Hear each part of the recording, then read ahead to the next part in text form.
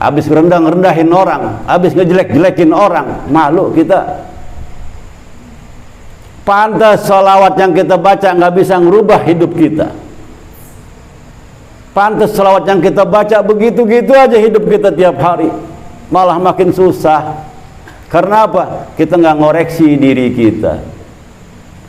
Pada Rasulullah SAW bersabda, man shalla alayya, siapa yang bersalawat kepadaku, kata Rasulullah, adraka ma'lumah, adraka ma'mulah. Apa yang diinginin dicapai, tercapai. Kenapa bisa nggak tercapai? Jangan salahin salawatnya, salahin mulut kita, salahin hati kita.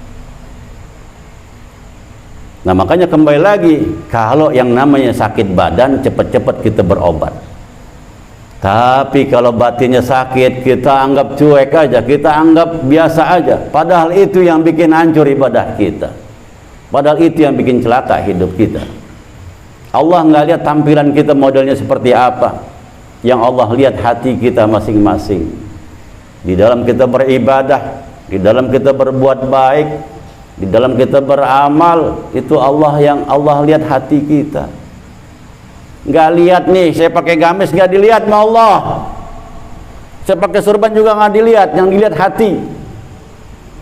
Tapi kalau saya pakai sorban, pakai gamis, hati saya busuk, percuma. Ya, jadi yang Allah lihat ini kita, hati kita. Maka jangan sia-siakan langkah kita, ya. Atau jangan sia-siakan salawat kita yang setiap hari kita lantun dan buat Nabi kita Muhammad SAW. Tapi kita nggak ngepek di batin kita, nggak ngepek di hati kita. Karena apa? Karena memang kita bukan sakitnya pilek, tapi kita sakitnya sudah kanker.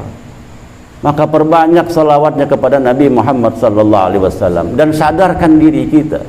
Kalau kita mau menghadap kepada pejabat tinggi negara, kita rapi-rapi mulut kita supaya nggak keluar aura bau. Apalagi menghadap Nabi kita Muhammad SAW. Pastinya kita lebih malu kalau kita habis ngerendahin orang, kalau kita habis menghina orang, atau kita habis ngomongin orang, atau kita habis ngadu domba orang ngadep Rasulullah. Assalamualaikum ya Rasulullah. Malu lah muka taruh di mana. Kita menghadap Rasulullah dengan mulut yang najis.